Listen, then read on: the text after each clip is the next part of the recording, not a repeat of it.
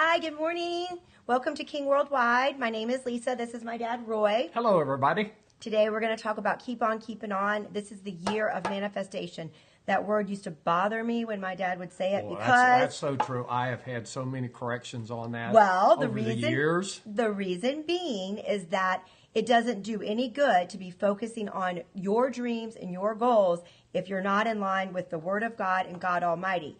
Once we're submitted and surrendered and yielded to the Holy Ghost, then we focus on dreams and goals, which came from God. And she finally came around to what I was saying all these years. This is my dad. Hey, get out of town, Dad. Anyway, it doesn't matter. The bottom line is that we're all living for Jesus, and we have a great message. My dad really has come a long way. It's not condescending.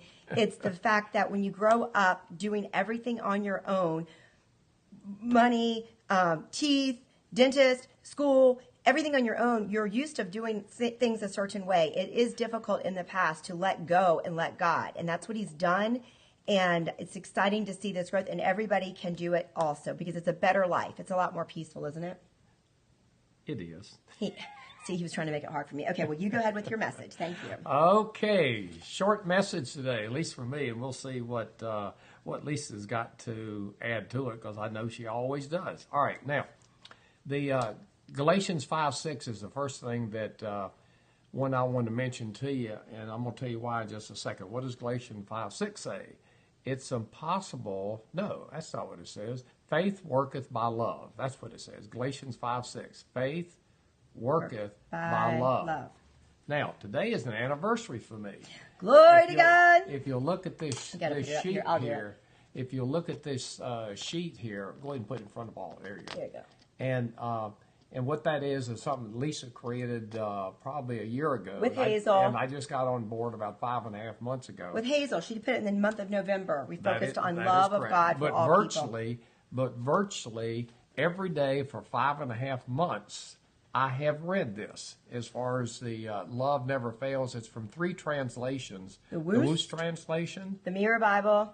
And the Amplified Bible. And even this one, I just want to say, love is not irritated. How many of us feel irritated sometimes? Oh, not me. Not me. Not anymore. But why is this such a big deal as far as me reading this love scripture, this 1 Corinthians 13, 4 through 8? Why is it such a big deal? Well, I'm going to give you 2 scriptures. One, Romans 10:17 says, faith cometh by hearing, and hearing by the word. Not by heard, right, but by currently hearing daily. Yeah, currently. See, faith is something that you don't stack up. You know, it's like a stack of pancakes. You don't stack it up. And I always remember this as far as like eating. We eat consistently every day, multiple times a day, and we do that in order to sustain ourselves to move forward. Well, why not do the same thing with God, with faith? And that's how I remember. And with the word, right?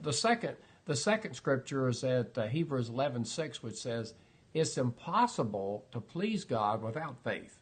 Well, some people are saying, well, why do we have to please God? I thought he's supposed to be pleasing us.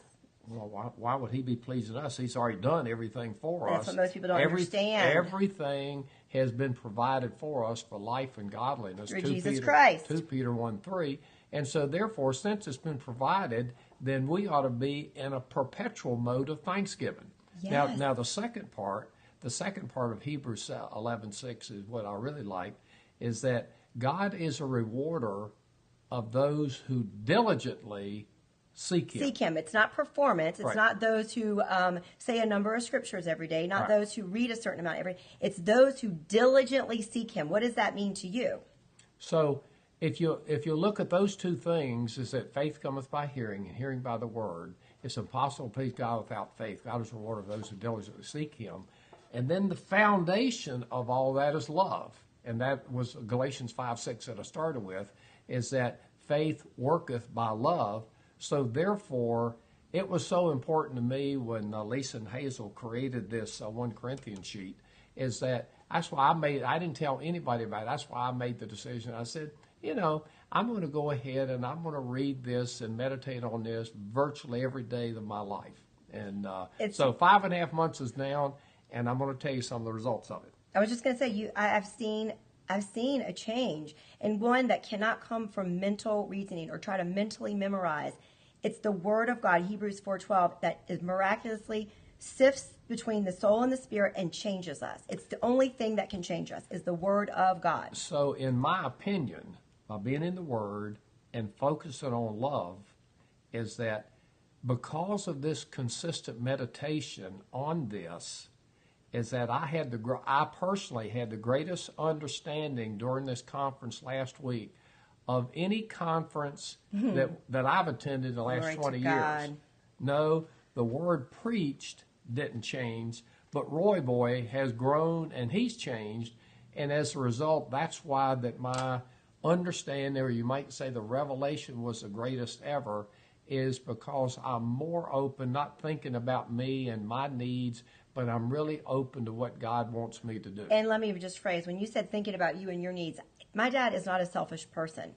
His needs was about helping the body of Christ and helping family, but it's still a self goal for the family or other people. And there's a distinction. There's a lot of us that are doing good works and doing God things, but if it's not God's perfect will, we will be questioned about it. The Lord said, be obedient. Some of the things that I had to do in 2014, 15, 16, no one knows about, but it was obedience. And still people don't know about it. This is not about Lisa's ministry. This is about God's ministry and what God has taught us to do. And so everyone can live victoriously in every area of life. See, I think in the past, and looking back what Lisa just referred to there, in the past, I think I've always been one as far as to please God and to do things for God. And honor Him. And my mission in life has basically been to finance the growth of the kingdom of God. It always has been. However, my mission. Yeah, however, is that if one approaches that, like I did for a long time, if one approaches that and they try to do it with their own human reasoning, that probably is not the best way to get the job done. Well, it's not according to the Scripture. I understand that, but the point being is that I had to. I'm in the process of surrendering. I'm making progress in there. I had to really turn my attention to God and let Him guide me, as compared to Roy Boy here, use my own self-thinking, self-human reasoning, self-effort and all in order to accomplish it. I think the biggest thing for you was that recognizing, acknowledging, and admitting that, yes, it's God's plan. I've been living for God, yes. But stopping enough and letting the Holy Spirit reveal to you that He's first, even if it's good work. Like, I wish that you could help articulate that even a little more. Like, well, here's probably the difference. Probably the difference is that my life has always been as far as go, go, go, get it done, get it done, get it done.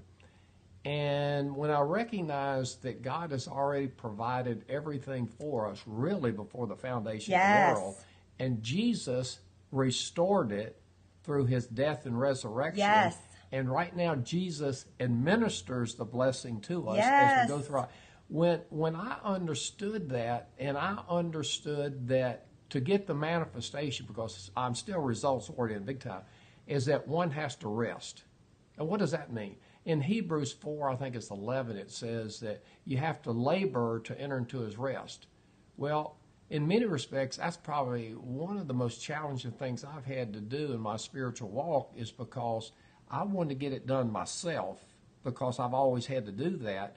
And that ain't the way you do it, folks, is that you basically labor to get into God's Word. And here's what's really cool, just came to me. The more one labors, the more the manifestation shows up. Labors and to get into the Word, making the Word number one priority. Not labor to do God's work. Right, to spend time in the Word and eventually get to the point where you're really excited about doing it. Whereas the very beginning, was a case for me as far as that I had to make myself do it. I think everybody does. Yeah, and so on this last visionary conference that we attended in New Orleans with Jesse Duplantis Ministries, a very close friend of ours, on the first night during a special banquet that we were invited to, I was chatting with a minister of the gospel who is world-renowned. Wasn't Jesse, it was somebody else. And he said, quote, "One of the biggest shortcomings of Christians is that we don't cast out demonic spirits often enough. I'm going to repeat that. One of the biggest shortcomings of Christians is that we don't cast out demon spirits often enough. Go ahead. So I kind of probably started smiling because we were just like Lisa and I are here, and I kind of touched his arm and I told him about what the Lord had told me a few months ago during a 3-day fast that I had done. This was on the middle of the second day, the afternoon of the second day, and I'm going to read what the Lord told me because I wrote it down. I brought my little book with me so that you'd hear it and see how it tied in with what this minister said. Here's what the Lord told me during the 3-day fast. He said, you've deposited a lot of God's word into your spirit, but this is key. Your omission has been not resisting and binding the devil near enough. You're going to war against those evil spirits relentlessly and with no mercy.